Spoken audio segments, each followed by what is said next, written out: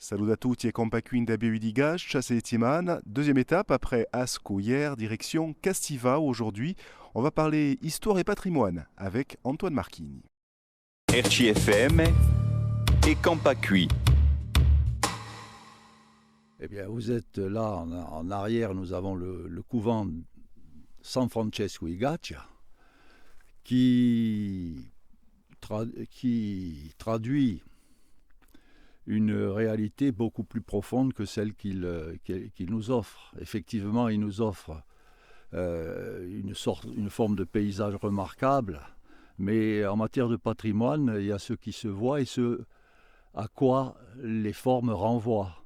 Là, nous avons ce qui se voit et ce à quoi la forme patrimoniale aujourd'hui renvoie, c'est à un projet de société beaucoup plus élaboré qui s'est déployé à partir du Moyen-Âge et singulièrement ici, le couvent étant fondé au début du XVIe siècle, c'est amplifié au XVIe siècle et jusqu'on peut dire jusqu'au XVIIIe siècle. C'est un projet autour de l'idée franciscaine d'une forme de projet communautaire fondé sur un idéal on va dire, de modestie personnelle et de pauvreté.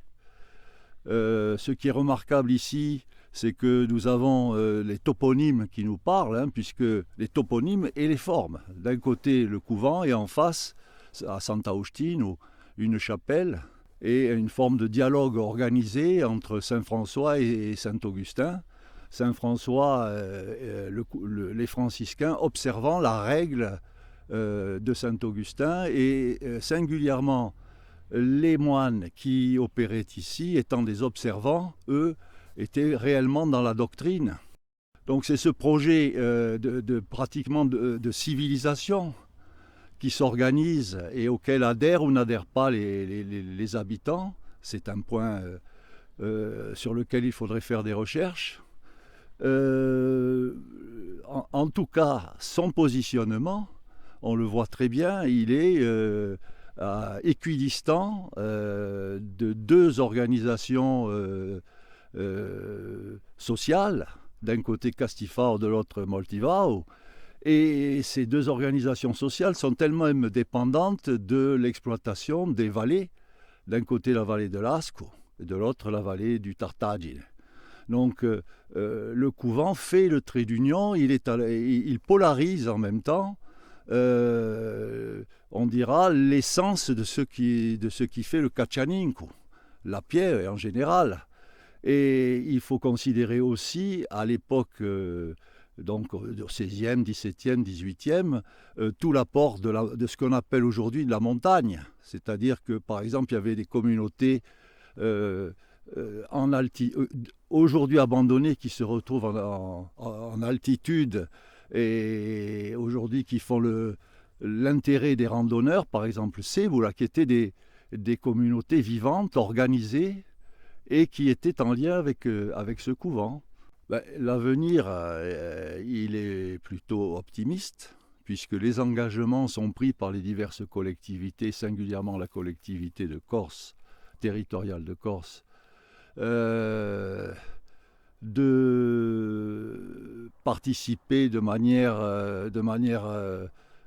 complète, quasi complète, au financement de la restauration. Lorsqu'on parle de restauration, il s'agit de fixer l'état actuel de la ruine, non pas de restaurer le bâtiment tel qu'il était. Donc les choses avancent dans le bon sens. La question est simplement que le temps administratif, le temps des projets est toujours un peu long, puisqu'il engage des appels d'offres, des systèmes toujours complexes de mise en route des chantiers, et on pense, sans être en étant, je dirais, optimiste et raisonnablement, on pense que début 2025, des travaux pourront débuter qui, dans un premier temps, sécuriseront le fronton qui menace, et dans un second temps, s'occuperont de la voûte. E domani da Gastivao ci anderemo in Multivao, non esplorazione d'un cabradio.